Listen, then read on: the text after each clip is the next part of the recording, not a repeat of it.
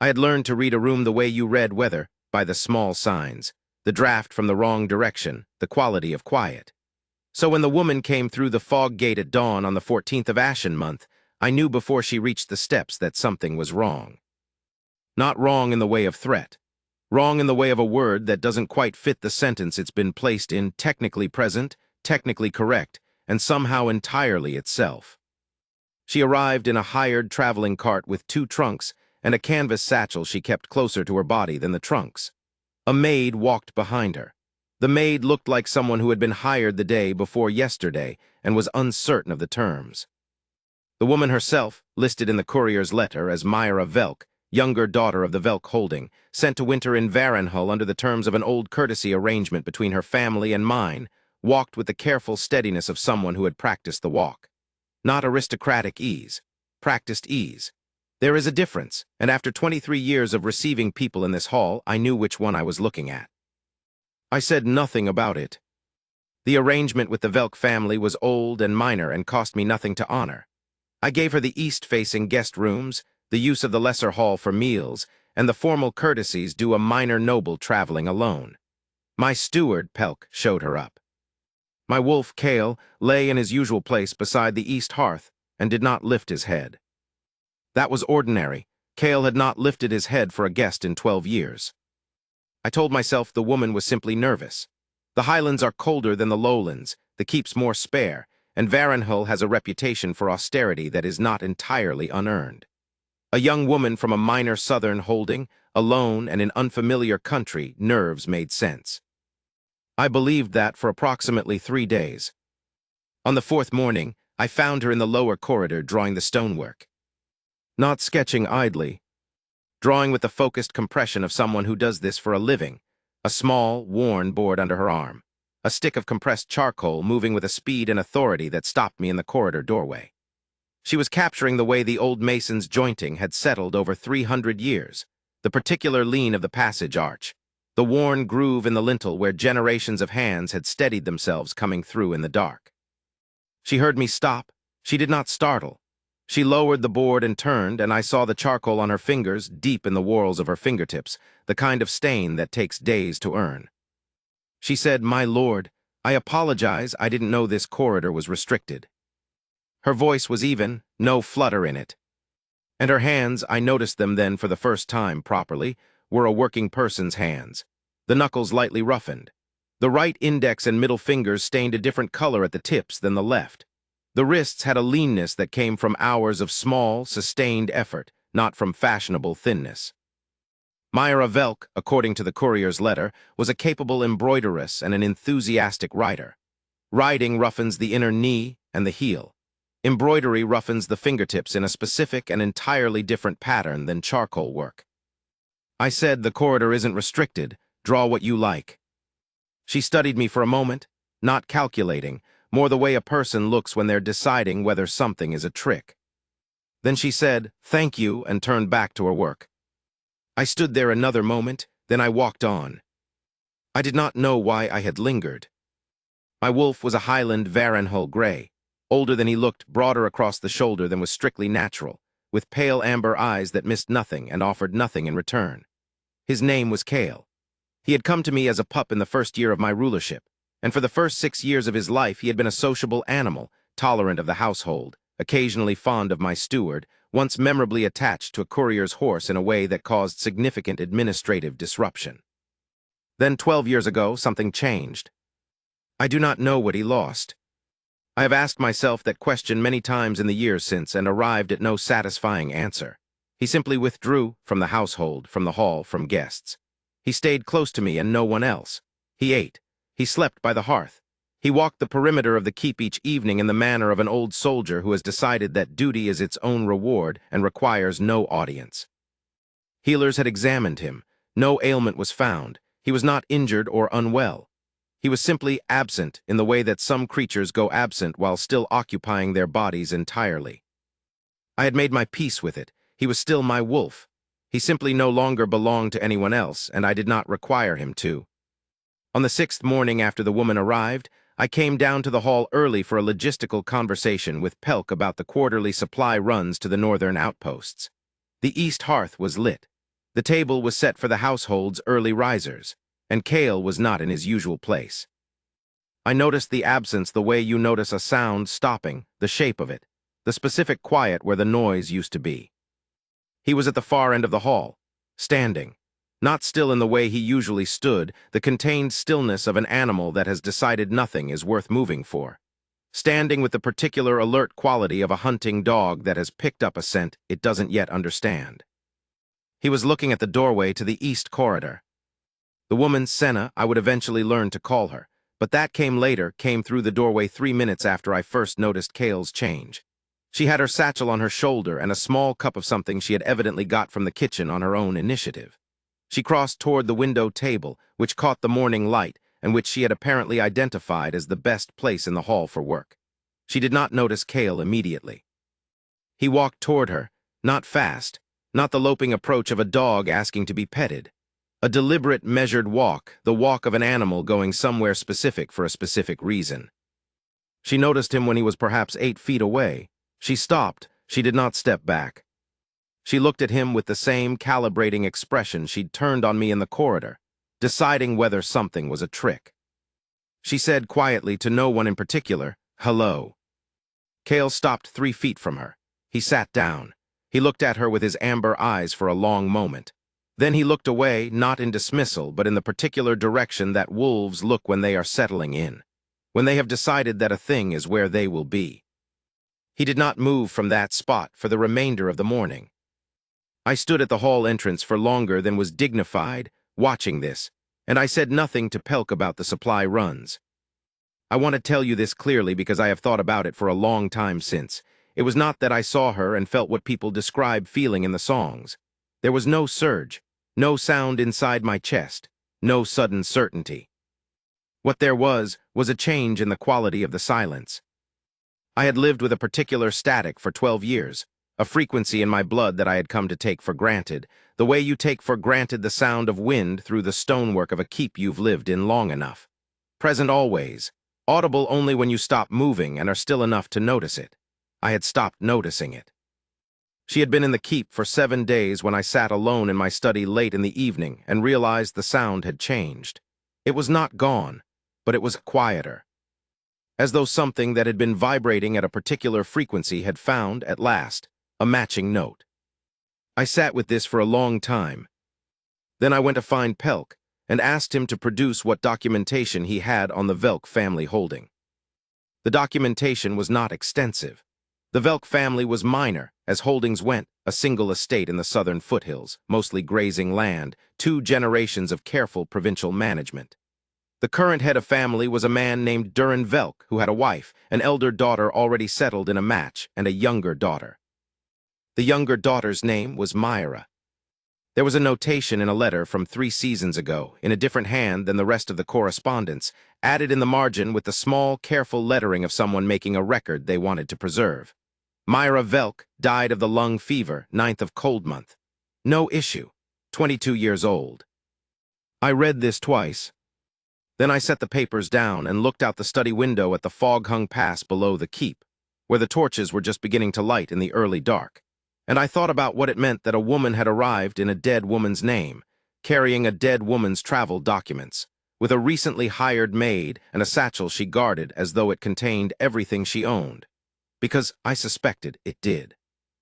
I thought about her hands. I thought about Cale sitting at her feet for the length of a morning. I thought about the particular quality of the silence in my study this evening. I was not angry. I want to say that plainly. I was not angry. I had received her on the terms she presented herself, and she had given me no trouble, asked nothing of me that a genuine guest would not have asked, and done nothing within the walls of Varenhull that could be counted as harm. Whatever had driven her to borrow a dead woman's name and travel 3 days into the fog country of the Highlands to winter in a stone keep where she knew no one, that was a story I did not yet have, and I found, sitting in my study in the early dark, that I wanted it. Not because I was owed it, because I wanted to know who she was. I went to bed and did not sleep especially well, and dreamed nothing that I could name in the morning. She was in the habit of rising early and working until the light changed, then stopping and not resuming until late afternoon. The work, as best I could observe it without being obvious about it, was figure studies, not the architectural drawings she'd done in the corridor, but people. The maid, the kitchen boy who brought morning bread. Pelk once, in a moment I was fairly certain Pelk was not aware of. The work was quick and precise and had a particular quality to it. She drew people as though she was interested in what they were doing, not what they looked like. The maid's hands while she folded laundry. Pelk's posture when he was explaining something to a junior steward, the authority in the set of his shoulders. The kitchen boy's concentrated frown as he counted loaves. She drew the living quality of people, the part that moved. Cale followed her, not constantly, not in the manner of an anxious dog, more in the way of a wolf that has decided a particular territory requires additional attention. He would appear where she was and settle nearby. He would not ask for her attention, and she did not impose hers on him. They existed alongside each other in a companionable silence that I found, watching it from the adjacent corridor or the upper gallery of the hall, deeply strange. Because Cale had not offered that quality of presence to any living soul in 12 years, and because she received it without surprise, as though she was accustomed to being chosen by animals, and had long since stopped finding it remarkable. I began to notice other things. She knew when the weather was turning, not from any instrument, but from the feel of the air coming under the east door, which she would note with a small personal adjustment of her work position. She knew without being told which fire in the keep burned best and which smoked in the wrong wind. She found her way, inside a week, to the keep's best morning light and its warmest afternoon corner, with the unerring practical intelligence of someone who has spent a long time assessing unfamiliar spaces and making the best of them. She was not a young noblewoman on a winter visit. She was a person who knew how to survive in new places because she had done it many times. She was also, I noticed, watchful in the way that careful people are watchful, not paranoid, not anxious, but attentive to exits and to the temperature of rooms. She knew where I was in the keep at most hours, not in the way of someone tracking a threat, in the way of someone who had learned that knowing where authority was located was a practical matter, like knowing where the warmest corner was. I found this, too, deeply interesting. On the 10th morning, I asked her to sit with me at breakfast. She came to the table with her satchel, as though she might need to leave quickly, and then seemed to recognize that she'd brought it and left it deliberately by her chair rather than making a show of setting it aside. She took the chair across from me. She accepted the tea. She waited. I said, "How long have you been a model?" The quality of her stillness changed. Not alarmed, she was not someone who alarmed easily, I had established this. More the specific stillness of a person receiving information about what kind of conversation they're in. She said, "What makes you ask?" "Your hands," I said, "the stain pattern on the right side. The callus on the outer edge of your drawing thumb. The way you assess space when you enter it, the light, the proportion, the life in the room. And the satchel. You carry it the way someone carries the tools they cannot replace." She looked at me for a moment. Then she said, 7 years since I was 18. I said, "And Myra Velk." The pause was longer this time. She set down her tea. She looked at the table's surface, which I had observed she tended to look at when she was deciding something, and then she looked back up at me. She said, "She died in Coldmonth 3 seasons ago. Lung fever. We had been friends. We met when I was modeling for a portraitist in Selm, and she sat for the same portraitist for her betrothal paintings. She died before the betrothal was formalized. Her family didn't want the arrangement known, so they kept the records quiet." A pause. "She had told me about the winter arrangement with Varenhull. I needed to be somewhere outside the lowland cities for a season. I had her papers. I knew it was wrong. I knew it was a use I hadn't earned." She stopped. She was not going to ask me what I intended to do. She had, I thought, decided she would not ask and would simply wait to receive whatever came. I said, "What is your name?" She said, Senna Voss." I said it over once internally, and something in the old static, the sound I had stopped hearing, shifted again. Quieter, closer to something. I said, "The arrangement stands. The guest rooms, the lesser hall, the use of the keep for the winter. Under your name, if that is acceptable." She looked at me for a long moment. "Why?" she said. I said, "Because the arrangement was offered in good faith to a woman who could not keep it, and you arrived in good faith to fulfill it. And because," I said and paused, and told her something I had not told anyone. "My wolf has not chosen anyone in 12 years, and yesterday morning he brought you a piece of the dried venison he keeps in the corner by the east hearth. He has never given that venison to another living person. I find myself reluctant to send away a woman my wolf has decided to feed. Something shifted in her face, not softening exactly. More the particular change that happens when someone who has been braced for something receives something different than what they were braced for. She said, "I didn't know that was a significant gift." I said, "It is the most significant gift he has in his possession." She looked down at the table. When she looked up, there was something in her eyes I couldn't fully name, not gratitude, which I hadn't asked for, but something more complex and less comfortable. The look of someone arriving somewhere they had not planned to arrive and finding themselves uncertain what to do with the terrain. "All right," she said. "Senavas the winter, thank you." I said, "Tell me about the work." She did. For the next hour she talked about figure drawing the way I imagine people with a true calling talk about anything, not performing enthusiasm, but thinking aloud. How she had come to it at 18, when a portraitist in Selm had needed a last-minute substitute for a paid model who had taken sick, and she had agreed because she needed the coin and stayed because she was good at stillness. How the work was not, as people assumed, about beauty, it was about the quality of presence. You could be beautiful and have no presence. You could be unremarkable and have extraordinary presence. What the artist needed was someone who, when asked to inhabit a particular posture or express a particular feeling, could do it with enough conviction that the feeling became a real thing in the room, not a performance of the feeling. "You're drawing something real or you're drawing a lie," she said. "Good artists can tell the difference. The best ones refuse to work with models who can't give them the real thing." I said, "And you can give them the real thing." She said, "I can give them the real thing. It's the only skill I have that's worth anything." I looked at her across the table and thought, that is not the only skill you have, but I said nothing about that yet. The days settled into a shape. She worked in the mornings. Cale was invariably somewhere in the same room. He had taken to sleeping in the doorway of her rooms at night, not inside, which he had not been invited into, but in the doorway, which placed him between her and the corridor. The first time my night steward reported this, I had stood in my study considering it for a long moment. Then I said it was fine and went to bed. She drew the keep in pieces, not systematically, but by attention, which is a different thing. The architectural drawings were the most precise things I had ever seen produced by an untrained hand. She had no formal drafter's education, but she had 7 years of learning how to accurately represent three-dimensional space on a flat surface, and she brought that skill to the stonework of Varenhull with a patience and care that I found, visiting the lesser hall one rainy afternoon and finding her drawings spread across the long table, genuinely moving. She was making a record of the place, not its grandeur.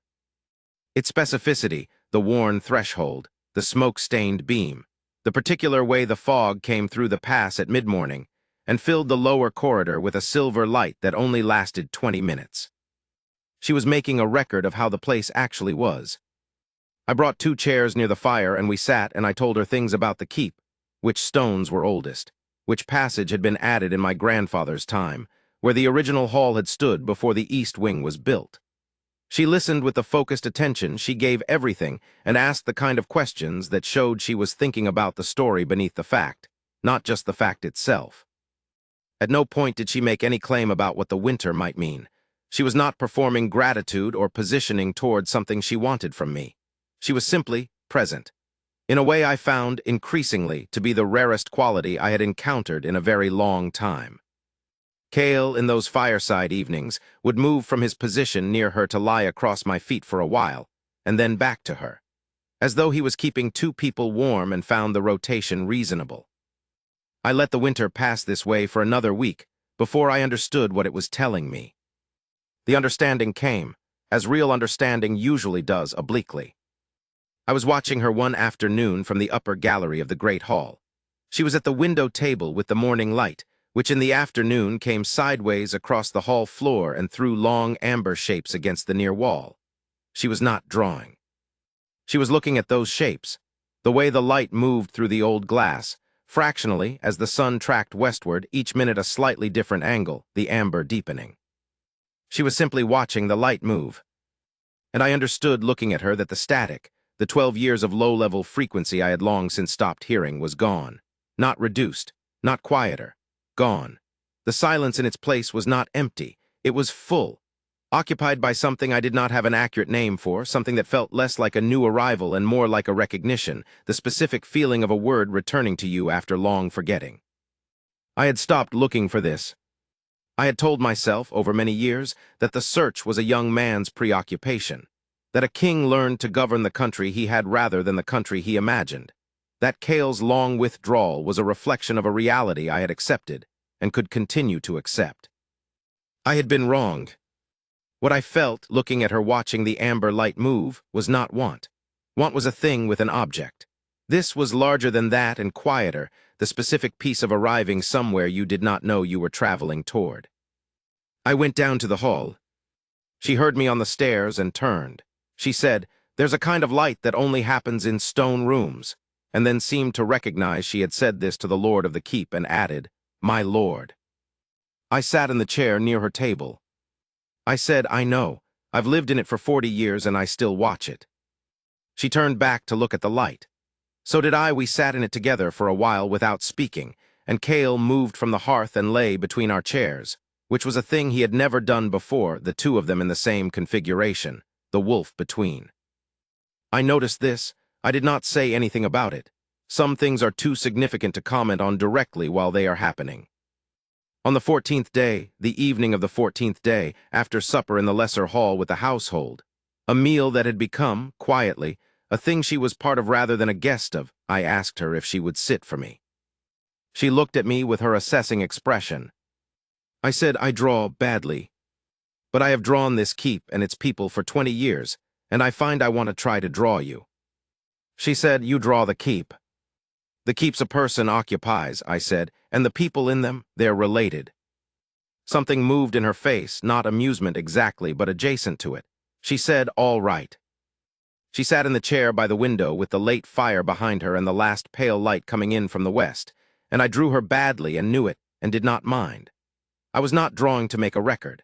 I was drawing to have a reason to look at her for a sustained period without the social obligation of speech, to understand the shape of her the way she understood the shapes of the rooms she moved through, by attention, without performance. What I understood was this: she was not beautiful in any conventional mode of the highlands or the lowlands either, but she had the quality she had described in the best model's presence. When she was still, the stillness was real stillness. When she looked at something, she was actually looking at it.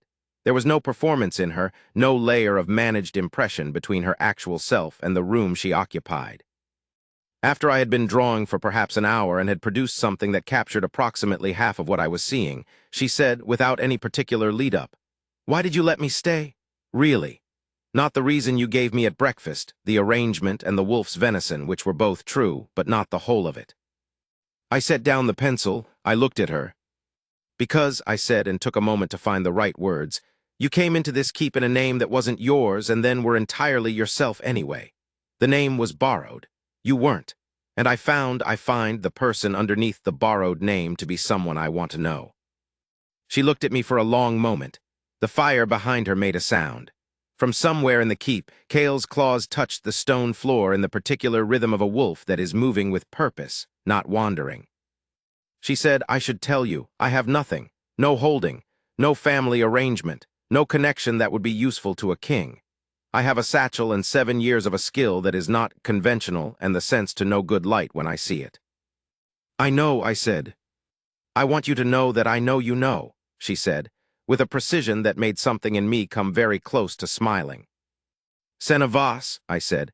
"I know what you have and what you don't. I also know what Kale has decided.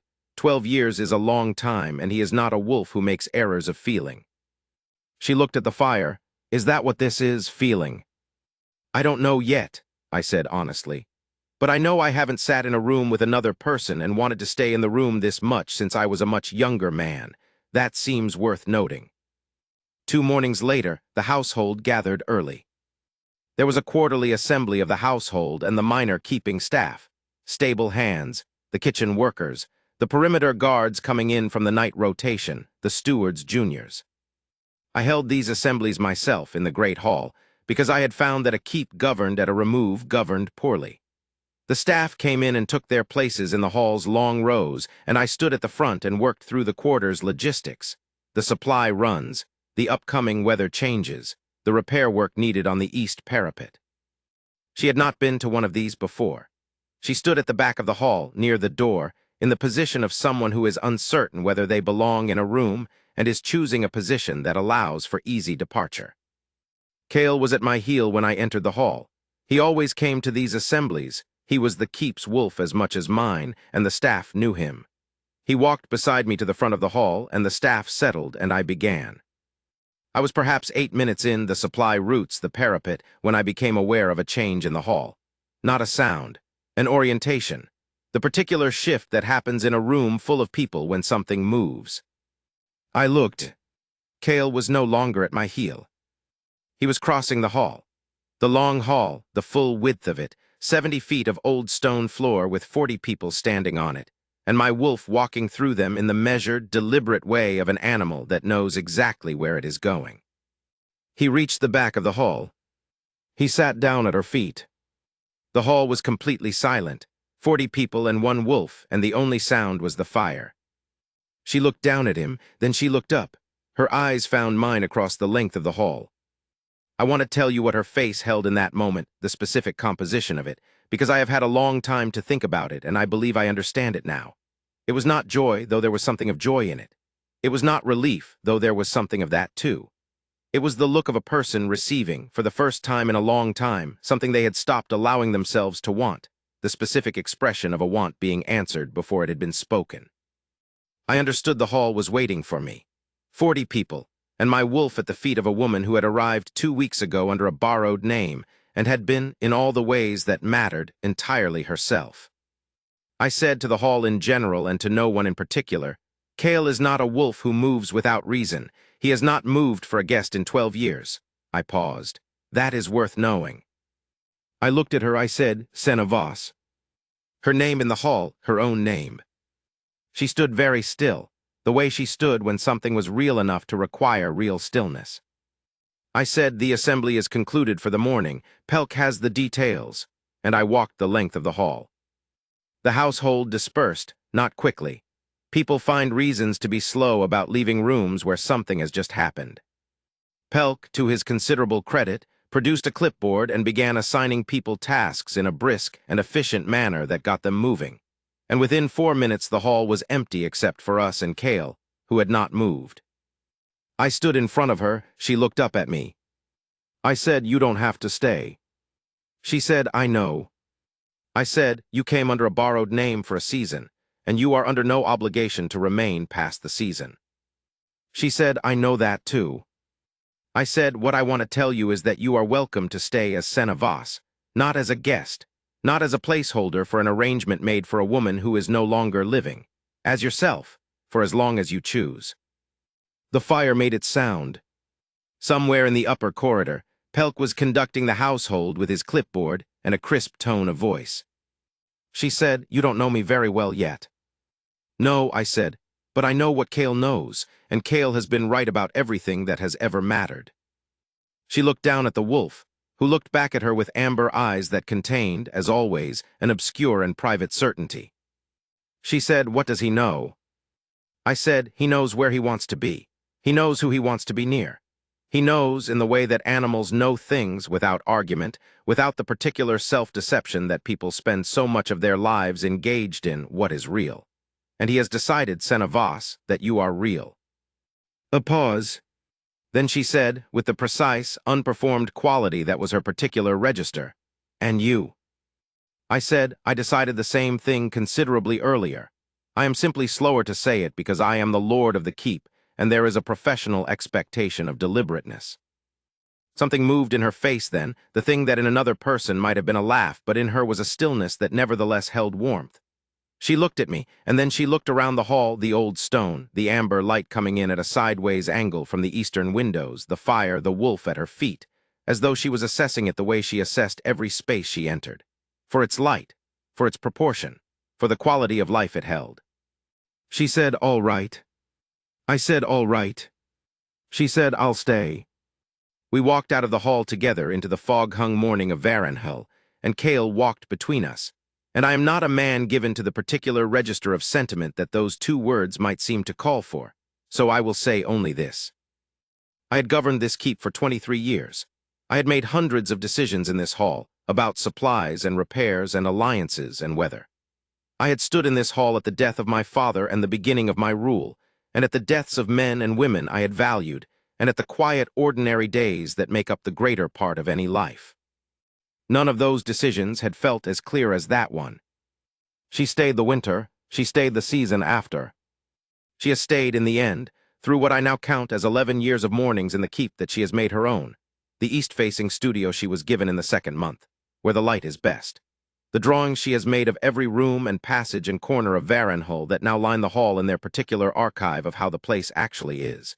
The apprentices she has taken in, 3 now, lowland artists models who needed somewhere outside the city for a season and stayed longer. She has never stopped drawing.